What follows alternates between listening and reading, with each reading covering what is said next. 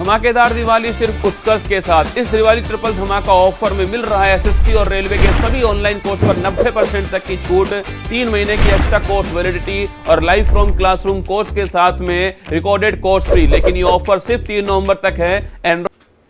नमस्कार, जय हिंद प्यारे साथियों, कैसे हैं आप सभी लोग। मैं आशा करता हूं आप सभी लोग अच्छे होंगे, स्वस्थ होंगे, मस्त होंगे, तंदुरुस्त होंगे और अच्छे से अपनी परीक्षाओं की तैयारी भी कर रहे होंगे।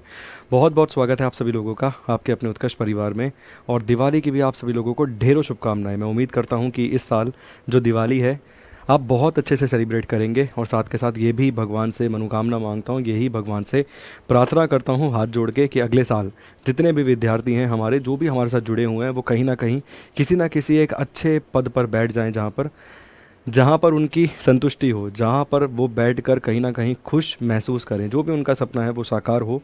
बेसिकली कोई एक्साइज इंस्पेक्टर बनना चाहता है तो कोई बेसिकली टीटी बनना चाहता है, किसी का सपना है असिस्टेंट लोको पायलट बनने का, तो कोई AO बनना चाहता है। तो मैं चाहूँगा कि भगवान अगर मेरी मनोकामना सुनता है, नहीं सुनता फिर भी मैं ज़रूर ज़बरदस्ती दरवाज़ा खटखटा के यही बोलूँगा कि भगवान मेरे विद्यार्थियों की हर एक इच्छा को, हर एक तमन्ना को पूरी करें। आप सभी लोगों को दिवाली की ढेरों शुभकामनाएं।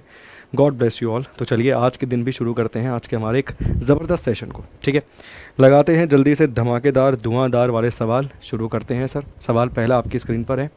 भारतीय संविधान के अंतर्गत प्रथम आम चुनाव किस वर्ष में करवाए गए थे? जो फर्स्ट इलेक्शंस हुए थे सर इंडिया में, जनरल इलेक्शन की बात कर रहा है, वो कब करवाए गए थे? ऑप्शन है 1949, 1950, 1952 या फिर 1953 के अंदर। इन which year were the first general elections were held under the Indian constitution? देखो, अंडर द इंडियन कॉन्स्टिट्यूशन बोल रहा है, इससे आपको एक चीज़ समझ आ जाना चाहिए कि वो बात कर रहा है बेसिकली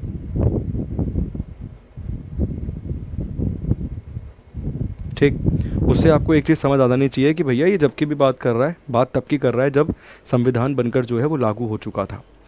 इससे अगर आप एक चीज़ नोटिस करेंगे तो ये तो इस सवाल का जवाब होने से रहा नामुमकिन है, चांस हो ही नहीं सकता। देखो, वैसे भारत में पहली बार जो डायरेक्ट इलेक्शंस में लोगों को वोट डालने का अधिकार मिला था वो 1920 में मिला था, 1920 में मिला था। किसी को नहीं पता तो प्लीज़ लिख लीजिएगा, मैं लिख भी देता हूँ यहाँ पे। भारत में पहली बार लोगों को वोट डालने का अधिकार, लोगों को वोट डालने और प्रत्यक्ष चुनाव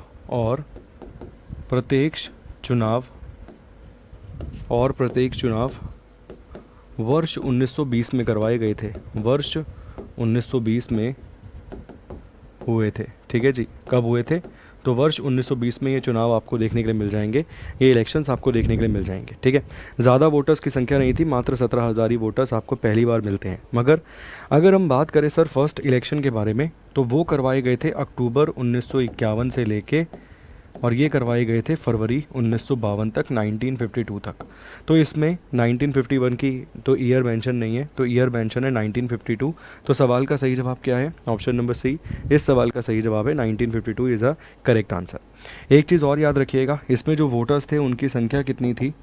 तो वोटर्स की जो संख्या यहाँ पर आपको देखने के लिए मिल जाएगी वो संख्या थी 17.32 करोड़ वोटर्स आपको यहाँ पर देखने के लिए मिलेंगे।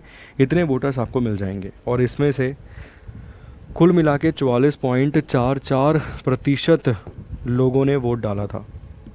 ठीक है, इतने लोगों ने वोट डाला था।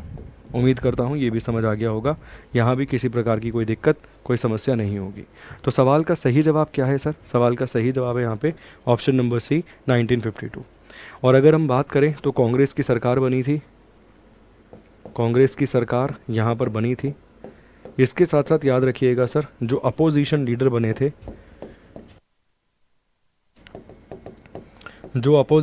बने थे, उनका नाम क्या था? उनका नाम था AK गोपालन।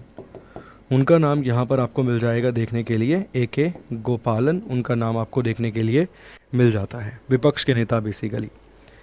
नेक्स्ट क्वेश्चन देखिए, रामचरितमानस के रचयिता आपको कौन मिल जाएंगे? रामचरितमानस जो है बेसिकली उसके रचयिता आपको कौन यहाँ पर देखने के लिए मिलेंगे?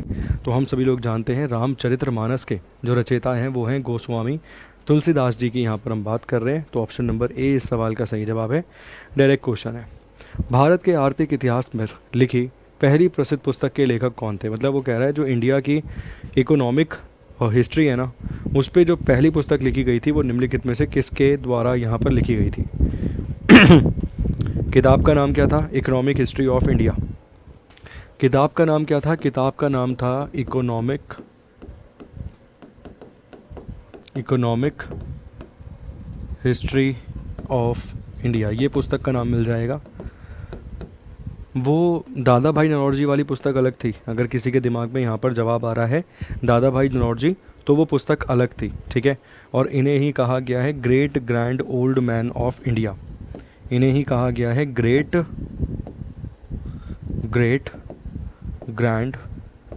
Grand old man of India. इन्हीं को कहा गया great grand old man of India, जो है वो बेसिकली इन्हीं को कहा गया। मगर सवाल का सही जवाब क्या है? रमेश चंद्र दत्त इस सवाल का सही जवाब है, ठीक है। दादा भाई नौरोजी ओल्डेस्ट, सबसे अधिक आयु के कांग्रेस अध्यक्ष थे। ये सबसे अधिक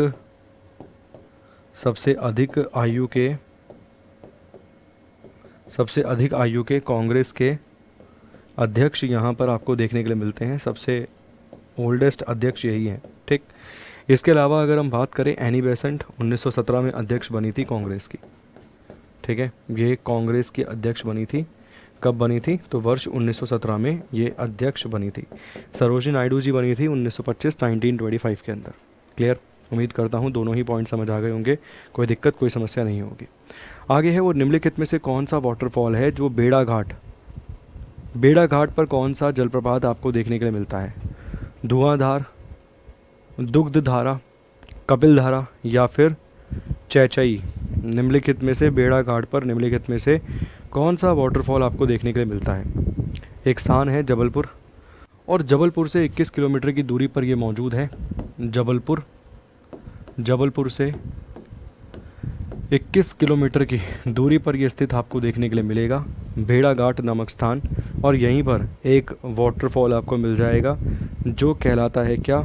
जो यहाँ पर आपको मिलेगा धुआंधार जलप्रपात के नाम से, ठीक है। यहीं पर आपको गौरी शंकर मंदिर भी मिल जाता है। सवाल का सही जवाब क्या है? धुआंधार वाटरफॉल आपको मिल जाएगा, और यहीं पर आपको गौरी शंकर माता, मतलब बेसिकली गौरी शंकर मंदिर भी यहीं पर आपको देखने के लिए मिलता है। जबलपुर से 21 किलोमीटर की दूरी पर यह स्थित है, ठीक। नेक्स्ट है सुनंदनी प्रोग्राम का संबंध, सुनंदनी कार्यक्रम का संबंध निम्नलिखित में से किससे है? सुनंदनी कार्यक्रम का संबंध निम्नलिखित में से किससे है? गर्भवती महिलाओं को पोषण देने से है, सहायक नर्स दाइयों से है, प्राथमिक स्वास्थ्य केंद्र के चिकित्सकों से हैं, या फिर आंगनवाड़ी कार्यकर्ताओं से है। सर आंगनवाड़ी कार्यकर्ताओं वाला जो मामला है ना, वो पोषण अभियान के दौरान, अभी जब आप देखते हैं सितंबर में वो पोषण सप्ताह या पोषण महीना जो मनाया जाता है ना, उसके दौरान बहुत न्यूज़ में रहा था। आपसे चाहूँगा एक जवाब मांगना, और चाहूँगा कमेंट बॉक्स में कमेंट करके दें। भारत में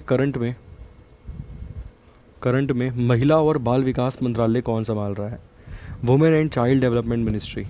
women and child development ministry कौन संभाल रहा है इस समय भारत में? मैं चाहूँगा इसका जवाब एक बार कमेंट करके ज़रूर दिया जाए। इसे ही हिंदी में कहा जाएगा महिला एवं बाल विकास मंत्रालय। सवाल का सही जवाब क्या है सर? तो यहाँ इस सवाल का सही जवाब है आंगनवाड़ी कार्यकर्ताओं के लिए सुनंदनी प्रोग्राम आपको देखने के लिए मिलेगा। ऑप्शन नंबर डी सवाल का सही जवाब है, ठीक है। आंगनवाड़ी कार्यकर्ताओं सुनंदनी कार्यक्रम के ज़रिए शैक्षणिक स्तर पर दक्ष बनाने की पहल की जा रही है। यह कार्यक्रम समाज कल्याण विभाग ने शुरू किया है, ठीक है। तो एजुकेशनली स्ट्रॉन्ग करने का प्रोग्राम है ये। इनकी जो शैक्षणिक गुणवत्ता है उन्हें बढ़ाने का ये काम है या कार्यक्रम यहाँ पर ये आपको देखने के लिए मिल रहा है। सवाल का सही जवाब ऑप्शन नंबर डी है आंगनवाड़ी कार्यकर्ता। नेक्स्ट है फर्स्ट शुगर मिल बिहार लिखा है सर यहाँ पे। बिहार का जो प्रथम शुगर मिल था वो निम्नलिखित में से कहाँ पर आपको देखने के लिए मिल जाता है? ठीक, तो सवाल का सही जवाब क्या है? मरहोरा। ऑप्शन नंबर ए सवाल का सही जवाब है मरहोरा। स्ट्रेट फॉरवर्ड क्वेश्चन है, स्ट्रेट फॉरवर्ड आंसर दिया मैंने और मैं आगे बढ़ूंगा। नेक्स्ट है किस अधिनियम के तहत बिहार एक अलग राज्य बना? बहुत बढ़िया सर। वो कौन सा अधिनियम था जिसके तहत बिहार जो है उसे एक अलग राज्य बनाया गया था? देखो कई बार ना विद्यार्थियों का एक डाउट आता है, एक समस्या आती है। वो डाउट क्या है मैं समझाता हूँ। देखो वो डाउट कुछ इस प्रकार का है। एक राज्य हुआ करता था बंगाल, भारत का सबसे समृद्ध प्रांत हुआ करता था एक समय। ये बंगाल जो है विभाजित हुआ था, ये बना था ईस्ट बंगाल और ये बना था वेस्ट बंगाल, मतलब दो बेसिकली बंगाल मिल जाएंगे। ये ईस्ट बंगाल करंट में ढाका है, ये करंट में क्या है, ये करंट में बांग्लादेश है, उम्मीद करता हूँ आप जानते हैं। ठीक है, ये वेस्ट बंगाल हमारा वाला हो गया। और ये फैसला लिया गया था कब, ये फैसला लिया गया था, ये काम लागू हुआ था 16 अक्टूबर 1905 को। ठीक। अब 1911 में इस फैसले को वापस ले लिया गया, मगर वर्ष 1911 में ही फैसला लिया गया कि 1912 में बंगाल से सेपरेट कर दिया गया। बंगाल से सेपरेट कर दिया गया था किसे, बंगाल से सेपरेट कर दिया गया था बिहार को। ठीक। बट याद रखिएगा बिहार अकेला नहीं था, बिहार के साथ में उड़ीसा भी था। बिहार अकेला नहीं था, बिहार के साथ में उड़ीसा भी था। मगर 1935 अधिनियम के माध्यम से वर्ष 1935 अधिनियम के माध्यम से 1 अप्रैल 1936 को 1 अप्रैल 1936 को बिहार एक सेपरेट राज्य के रूप में आपको दिखा। और उससे सेपरेट हो गया कौन, उससे सेपरेट हो गया यहाँ पे उड़ीसा। इस तरीके से क्वेश्चन पूछ रहा है। ठीक है, देखो क्वेश्चन की गहराई है, मैं हमेशा ये चीज़ कहता हूँ और हमेशा आगे भी कहता ही रहूँगा कि थ्योरी क्यों इंपॉर्टेंट है। उसके पीछे की वजह ये है, अगर आपको ये पता होगा तो ही आप समझ सकते हैं कि क्या है थ्योरी की इंपॉर्टेंस। सवाल का सही जवाब है ऑप्शन नंबर, सवाल का सही जवाब क्या है, तो सवाल का सही जवाब यहाँ पर आपको मिल जाएगा बेसिकली ऑप्शन नंबर ए। ठीक, चलिए जी नेक्स्ट क्वेश्चन देखिए। आगे है पाइका डांस। ये पाइका डांस का संबंध निम्नलिखित में से किस राज्य से आपको देखने के लिए मिलेगा। पाइका नृत्य, इसका संबंध निम्नलिखित में से किस राज्य से आपको देखने के लिए मिल जाएगा। देखिए एक चीज़ याद रखिएगा कि आपने अगर पाइका डांस के बारे में पढ़ा है तो आपने 100% उड़ीसा पढ़ा है। और अगर आप पीछे देखेंगे ना यहाँ पे तो एक चीज़ की क्लैरिटी मिल जाएगी, बिहार और उड़ीसा एक समय पे एक ही था। इससे एक चीज़ की क्लैरिटी क्या मिलती है कि हाँ भैया हो सकता है कि जो उड़ीसा ऑप्शन में नहीं दिया गया तो बिहार इस सवाल का सही जवाब है। सवाल का सही जवाब क्या है, बिहार इस सवाल का सही जवाब है। ऑप्शन नंबर ए इस क्वेश्चन का सही और सटीक आंसर है। क्लियर। नेक्स्ट है, निम्नलिखित में से कौन poverty and un British rule of India का लेखक है।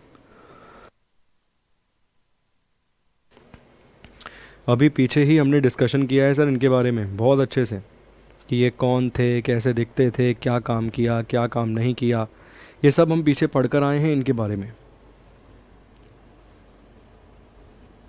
तो क्या होगा इस सवाल का सही जवाब, महात्मा गांधी, रमेश चंद्र दत्त, हेनरी कॉटन या फिर दादा भाई नरौजी। तो देखिए महात्मा गांधी की पुस्तक मिलती है my experiment with my truth,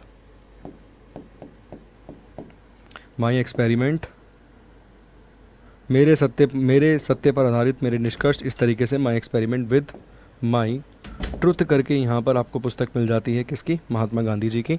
पर इस सवाल का सही जवाब क्या है, दादा भाई नरौजी। इस क्वेश्चन का सही और सटीक आंसर आपको देखने के लिए मिलेगा। ठीक। नेक्स्ट है, भारत की सबसे लंबी तटरेखा वाला राज्य कौन सा है। देखिए सर बेसिकली तटरेखा होती क्या है, तो कोस्टल लाइन की बात कर रहा है, भारत की कोस्टल लाइन की बात कर रहा है। तटरेखा का मतलब है कोस्टल लाइन की बात कर रहा है। ठीक है, तो ये जो भी मतलब बेसिकली सीमा जिसके साथ में आपको देखने के लिए मिलता है समुद्र या फिर बेसिकली पानी वाला क्षेत्र मिलता है, उसे कहा गया है कोस्टल लाइन। ठीक। अगर यही सवाल स्मॉलेस्ट पे पूछा गया होता कि भारत की सबसे छोटी तटरेखा कौन सी है, तो आप जवाब दे देते गोवा है। कितने किलोमीटर की, 131 किलोमीटर की ये आपको मिल जाएगी। और अगर सबसे बड़ी पूछ रहा है तो गुजरात है। ठीक। और अगर वर्ल्ड में सबसे बड़ी पूछता है तो कनाडा की है। वर्ल्ड में पूछता है तो किसकी है, वर्ल्ड में पूछता है तो सबसे बड़ी कोस्टल लाइन आपको मिल जाती है कनाडा की। उम्मीद करता हूँ तीनों ही जवाब समझ आ गए, तीनों ही जवाबों में कहीं किसी प्रकार की कोई दिक्कत समस्या होगी नहीं। ठीक। भारत की टोटल तटरेखा की लंबाई है 7516.16 किलोमीटर, 7516.16 किलोमीटर। यहाँ पर आपको भारत की टोटल तटरेखा की लंबाई देखने के लिए मिलेगी। बाकी वैसे जो हमारा लैंड बॉर्डर है वो 15,106 किलोमीटर समथिंग आपको मिलता है। ठीक। गुजरात की तटरेखा आपको मिल जाती है 1600 से लेकर 1800 किलोमीटर के आसपास।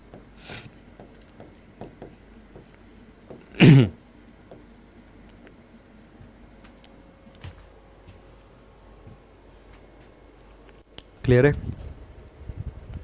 चलिए नेक्स्ट क्वेश्चन देखिए। मध्य प्रदेश का कौन सा क्षेत्र सफ़ेद बाघों के लिए जाना जाता है? मध्य प्रदेश का वो कौन सा क्षेत्र है जिसे आप जानते हैं सफ़ेद बाघों के लिए? चलिए जी, क्या होगा सवाल का सही जवाब? रोहिलखंड, बघेलखंड, मालवा या फिर निवार? तो इस सवाल का सही जवाब है सर बघेलखंड। ठीक। इसके अलावा आपको याद होगा रिसेंटली मैंने एक सवाल आपको पढ़ाया था स्नो लेपर्ड पे। जब मैंने वो बिग कैट वाला क्वेश्चन पढ़ाया था ना इन्वायरमेंट वाले चैप्टर में, तो स्नो लेपर्ड पे सवाल पढ़ाया था कि स्नो लेपर्ड डे कब मनाते हैं। तो ये दिवस मनाया जाता है सालाना 23 अक्टूबर को, ये याद रखिएगा। आज तक ये क्वेश्चन पूछा नहीं गया है, मगर वो जो बिग कैट अलायंस वाला क्वेश्चन है ना, वहाँ से ये क्वेश्चन इंपॉर्टेंट बनता है। इसके साथ साथ आप देख सकते हैं सर, मैं हमेशा एक चीज़ आपको याद दिलवाना चाहूँगा कि जिस प्रकार से आप दिवाली की शॉपिंग कर रहे हैं, उसी ही प्रकार से आपको एक चीज़ अपने दिमाग में रखनी चाहिए कि हमारी जो शॉपिंग लिस्ट है उसमें कहीं ना कहीं पढ़ाई से संबंधित सामान भी होना चाहिए, जो आपको आने वाले समय में तरक्की दिलवाए, जो आने वाले समय में आपको यकीनन एक सरकारी पद पर बिठाए। क्योंकि अगर आप तैयारी नहीं करेंगे तो यकीन मानिए कि मुश्किल है एक सरकारी नौकरी आज की डेट में पाना। तो यहाँ पर आप देख सकते हैं आपका अपना उत्कर्ष परिवार 24 से लेके 3 नवंबर तक एक ज़बरदस्त दिवाली ट्रिपल धमाका ऑफर चला रहा है, जिसमें एसएससी रेलवे के कोर्सेज़ पर और सभी उत्कर्ष के कोर्सेज़ पर आपको अप टू 90% का डिस्काउंट मिल जाएगा। इसके अलावा एक्स्ट्रा वैलिडिटी आपको मिल जाएगी 3 महीने की। इसके साथ साथ इतना ही नहीं, अगर आप लाइव फ्रॉम क्लासरूम कोर्स को बाय करते हैं तो उस कोर्स के साथ में आपको रिकॉर्डेड फ्री कोर्स जो है वो भी फ्री मिल जाएगा। और एक चीज़ और ध्यान रखिएगा कि ये जो ऑफ़र है केवल और केवल वैलिड है 3 नवंबर तक। तो दिवाली का सही मायने में इस्तेमाल कीजिए, सही तरीके से इस्तेमाल कीजिए दिवाली का। ठीक है, तो जुड़ जाइए सर अपने मनपसंद कोर्स में, जिसकी भी आप तैयारी कर रहे हैं, चाहे रेलवे की कर रहे हैं, चाहे एसएससी की कर रहे हैं, चाहे अन्य किसी प्रतियोगी परीक्षाओं की कर रहे हैं। आगे है भारत का सबसे पहला जैविक खेती पर आधारित राज्य कौन सा है? ये क्वेश्चन ऑलरेडी रेलवे में आया है सर, 2019 में आया था मेरे ख्याल से। चलिए जी, 2019 के आसपास मैंने या 2020 के आसपास ये क्वेश्चन रेलवे में देखा है। मध्य प्रदेश, केरल, सिक्किम या फिर Arunachal Pradesh? Which is the first state of India based on organic farming? Organic farming समझते हैं ना भाई सब? तो सवाल का सही जवाब क्या है? सवाल का सही जवाब है सर सिक्किम। ठीक, यहीं पर आपको मिल जाएगा कंचनजंगा राष्ट्रीय उद्यान, और उसी में आपको मिल जाएगा लाल पांडा। रेड पांडा की अगर हम बात करें तो स्टेट एनिमल है कहाँ का? सिक्किम का। और अगर हम बात करें वर्ल्ड हेरिटेज में मिश्रित धरोहर की, मतलब मिक्स्ड हेरिटेज साइट की, तो कंचनजंगा नेशनल पार्क जो है वो आपको वर्ल्ड हेरिटेज की मिश्रित धरोहर के रूप में मिलता है, मतलब मिक्स्ड हेरिटेज के रूप में मिलता है। तो ऑप्शन नंबर सी सवाल का सही और सटीक जवाब है। नेक्स्ट है, निम्नलिखित में से कौन सा राष्ट्रीय उद्यान आधिकारिक तौर पर भूर सिंह द बारासिंगा नामक एक शुभांकर पेश करने वाला भारत का पहला राष्ट्रीय उद्यान बन गया है? चलिए, शुभांकर बोले तो मस्केट की बात कर रहा है, और मस्केट का नाम क्या है? मस्केट का नाम है भूर Singh barasingha. Kanha national park, Pench national park, Bandhavgarh या फिर सतपुड़ा?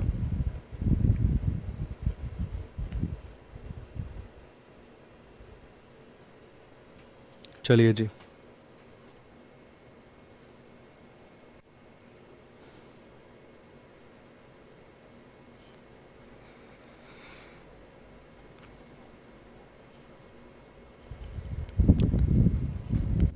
क्या रहेगा सवाल का सही जवाब? Kanha national park, Pench national park, Bandhavgarh national park या फिर सतपुड़ा नेशनल पार्क? तो इस सवाल का सही जवाब जो आपको मिल जाएगा वो कान्हा नेशनल पार्क है, मतलब ऑप्शन नंबर ए इस सवाल का सही जवाब है। एमपी में आपको देखने के लिए मिलते हैं, मध्य प्रदेश में ये यहाँ पर आपको देखने के लिए मिल जाएगा। ठीक, नेक्स्ट क्वेश्चन है, प्रथम महिला क्रिकेट विश्व कप की मेज़बानी निम्नलिखित में से किसके देश के द्वारा की गई थी? तो देखिए सर, जो करंट में T20 वर्ल्ड कप हुआ था, जो करंट में T20 वुमेंस वर्ल्ड कप की अगर हम बात करें, वो हुआ था अभी।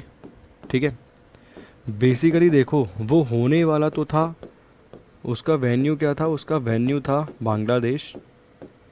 उसका वेन्यू क्या था? उसका वेन्यू आपको मिलता है बेसिकली बांग्लादेश। बट हम सभी लोग जानते हैं कि बांग्लादेश में क्या बोलते हैं, बांग्लादेश में समस्या हो गई। मतलब बेसिकली बांग्लादेश में आप समझ सकते हैं कि जो सरकार है वो पलट गई, देश में हालात ख़राब हो गए, सुरक्षा की कोई गारंटी नहीं रही, अराजकता वहाँ पे फैलती हुई आपको नज़र आई। ठीक है ना? अराजकता वहाँ पर आपको फैलती हुई नज़र आई, जिसके चलते आप देखेंगे कि इसके वेन्यू को बदल के क्या कर दिया गया था, यूएई। उम्मीद करता हूँ ये आप जानते थे। और अगर हम बात करें सर, शारजहाँ में इसका फ़ाइनल मैच खेला गया और वहाँ फ़ाइनल मैच के दौरान न्यूजीलैंड जीत गया सर। कौन जीत गया? न्यूजीलैंड। यहाँ पर विनर आपको नज़र आएगा, न्यूजीलैंड यहाँ पर विनर बन गया, ठीक, वुमेंस टीम का। चलिए, उम्मीद करता हूँ T20 वर्ल्ड कप वाली भी हल्की सी रिवीजन जो है वो आपकी हो गई है। पहला महिला क्रिकेट विश्व कप की अगर हम बात करें, उसकी मेज़बानी निम्नलिखित में से किस देश ने की थी? सवाल यहाँ पर ये है। तो सवाल है यहाँ पे इंग्लैंड, और वर्ष था 1973, 1973, ठीक। ऑप्शन नंबर सी इस सवाल का सही जवाब है। और T20 वर्ल्ड कप की अगर हम बात करें तो उसका जो ब्रांड एम्बेसडर बनाया गया था वो पाकिस्तान के खिलाड़ी सना मीर को बनाया गया था। नेक्स्ट क्वेश्चन देखिए, भारत की पहली पेट्रोकेमिकल कंपनी कौन सी थी? Which was the first petrochemical company of India? Indian petrochemical corporation limited, gas authority of India, GAIL, Haldia petrochemical, या फिर नेशनल ऑर्गेनिक? भारत की पहली पेट्रोकेमिकल कंपनी कौन सी मिल जाएगी? इसके अलावा हम जानते हैं सर, एक सवाल आप लोगों से चाहूँगा और पूछना, करंटली भारत में कितनी महारत्न कंपनियां हैं? करंटली कितनी महारत्न कंपनी आपको भारत में देखने के लिए मिलती है? एक क्वेश्चन आ सकता है सर एग्ज़ाम में ये भी ना, करंटली भारत में कितनी महारत्न कंपनी है? क्योंकि हाल ही में रिसेंटली एक कंपनी है जिसका नाम है HAL, जिसकी फुल फॉर्म है हिंदुस्तान एरोनॉटिक्स लिमिटेड, ये एक महारत्न कंपनी बनी है। तो सवाल यहाँ पर यह है कि भारत में कुल मिला के करंटली कितनी महारत्न कंपनियाँ हैं? इस सवाल का सही जवाब है इंडियन पेट्रोकेमिकल कॉरपोरेशन लिमिटेड, मतलब ऑप्शन नंबर ए इस क्वेश्चन का सही और सटीक आंसर है। हिंदुस्तानी गायक पंडित M वेंकटेशा कुमार को वर्ष 2022 में निम्नलिखित में से किस पुरस्कार से सम्मानित किया गया था? मतलब वो कौन सा अवार्ड था जो यहाँ पर इन्हें दिया गया था? चलिए, क्या रहेगा सवाल का सही जवाब? ऑप्शन में है कालिदास सम्मान, टैगोर अवार्ड, संगीत नाटक अकेडमी अवार्ड, या फिर संगीत कला निधि अवार्ड। क्या होगा इस क्वेश्चन का सही और सटीक आंसर? तो इस सवाल का सही जवाब हो जाएगा सर कालिदास सम्मान। ऑप्शन नंबर बी इस क्वेश्चन का सही और सटीक आंसर है, कालिदास सम्मान इस सवाल का सही जवाब है। एक क्वेश्चन और दूंगा सर होमवर्क के रूप में, करंट में 2000 मतलब करंट में कालिदास सम्मान का विनर कौन है? करंट में कालिदास सम्मान जो है वो किसे दिया गया है? करंट अफेयर का क्वेश्चन है सर, एकदम करंट अफेयर का क्वेश्चन है ये। नेक्स्ट देखिए, भारत में कौन सा राष्ट्रीय उद्यान कन्हेरी गुफाओं के लिए प्रसिद्ध है, जिसमें बौद्ध स्तूपों और कलाकृतियों के साथ प्राचीन चट्टानें द्वारा बने गए गुफाएं हैं? Which national park in India is famous for Kanheri caves, which contain caves carved out of ancient rocks with Buddhist stupas and artifacts? Pench, Bandipur, Sanjay Gandhi, या फिर रणथंभौर? चलिए जी, क्या होगा इस सवाल का सही जवाब? कौन सा यहाँ पर आपको नेशनल पार्क देखने के लिए मिल जाएगा? देखिए, संजय गांधी की अगर हम बात करें तो ये आपको महाराष्ट्र वाले क्षेत्र वाले की बात कर रहे हैं बेसिकली हम, ठीक।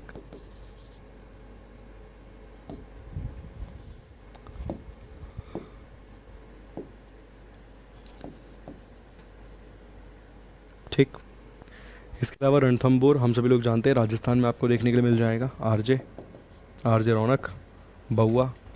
इसके अलावा पंच नेशनल पार्क की बात करें तो ये आपको मध्य प्रदेश MP वाले क्षेत्र में देखने के लिए मिलेगा। सवाल का सही जवाब क्या है? सवाल का सही जवाब है sir option number C, Sanjay Gandhi राष्ट्रीय उद्यान, संजय गांधी नेशनल पार्क जो है वो यहाँ इस सवाल का सही और सटीक जवाब हो जाएगा। मतलब ऑप्शन नंबर सी जो है इस क्वेश्चन का सही आंसर है, ठीक। नेक्स्ट है इसको, मतलब इसको किसको, इस तरीके से जैसे टिस्को है, ठीक है ना। Indian iron and steel company ने अपना पहला कारखाना कहाँ स्थापित किया था? जैसे टिस्को पे भी सवाल आता है कि टिस्को की स्थापना कब हुई थी, टिस्को कहाँ पर है, टिस्को की फुल फॉर्म क्या है। इस तरीके से क्वेश्चंस आपको एग्ज़ाम में मिल जाते हैं। इसको ने अपना पहला कारखाना कहाँ स्थापित किया था? इसकी स्थापना वर्ष 1918 में हुई थी, बस ये याद रखना पहले तो, ठीक। जैसे टिस्को 1907 अगस्त 1907, वैसे ही इसको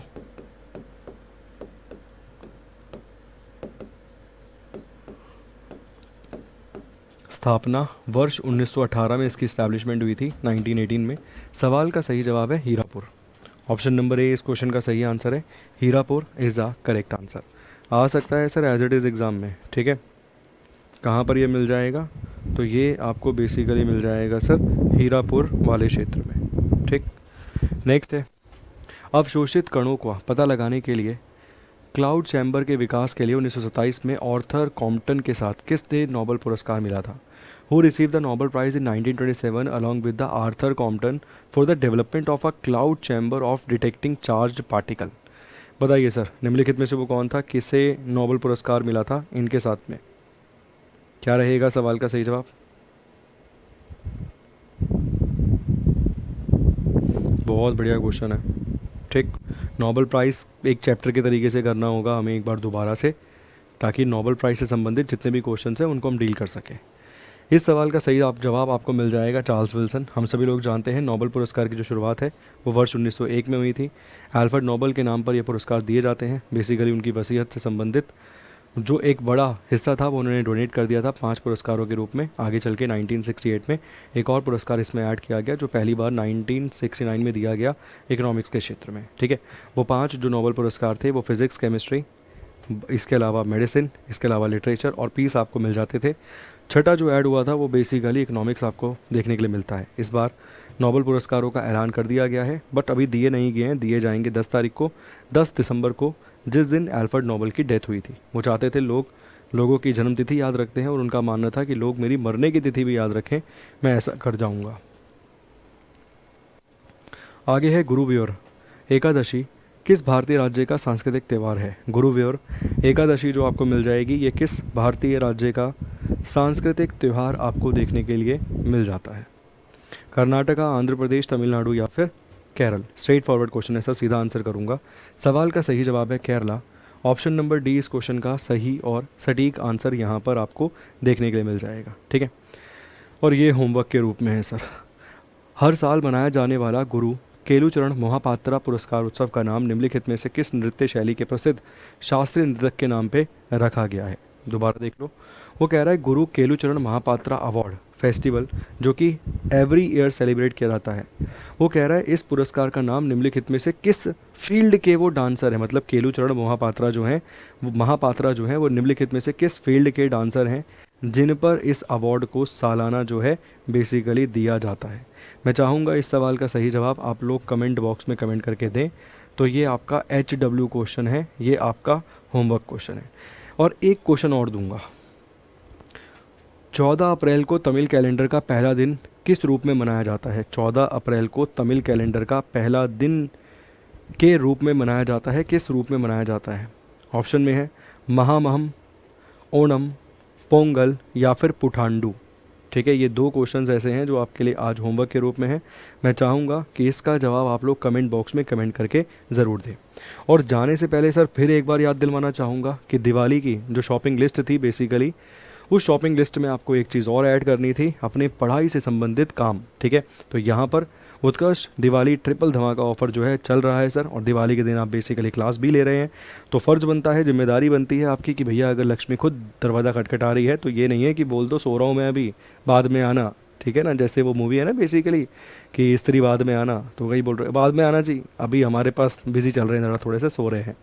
तो वैसा ही कुछ ये ऑफ़र है, क्योंकि देखिए वास्तविकता तो यही है कि गुणवत्ता शिक्षा की जब बात होती है, क्वालिटी एजुकेशन की बात जब होती है, तो उत्कर्ष का नाम आप देखते हैं कि टॉप पे लिया जाता है। तो यहाँ पर आप देख सकते हैं 90% डिस्काउंट आपको मिल रहा है कोर्सेज़ पर, अप टू 90%। एक्स्ट्रा 3 मंथ्स की आपको वैलिडिटी मिल जाएगी। और साथ के साथ इतना ही नहीं, जब आप लाइव फ्रॉम क्लासरूम कोर्स को एनरोल करते हैं तो उसमें आपको रिकॉर्डेड कोर्स जो हैं वो भी एकदम फ्री में दे दिया जाएगा, ठीक है। चलिए 2 क्वेश्चन आपके होमवर्क के रूप में थे। आशा करता हूँ क्लास आपको अच्छी लगी है। जाने से पहले आप ज़रूर लाइक करेंगे, जाने के बाद शेयर भी करेंगे, और उसके बाद अच्छे से अपनी दिवाली जो है हाथ में पकड़ के भाई वो ग्रीन फुलझड़ी उसे मनाएंगे। आप सभी लोगों को एक बार फिर से ढेरों शुभकामनाएं दिवाली की। God bless you all. भगवान आप सभी लोगों की सभी मनोकामनाएँ पूरी करे अच्छी वाली, ठीक है। चलिए बहुत बहुत शुक्रिया, थैंक यू सो मच, नमस्कार।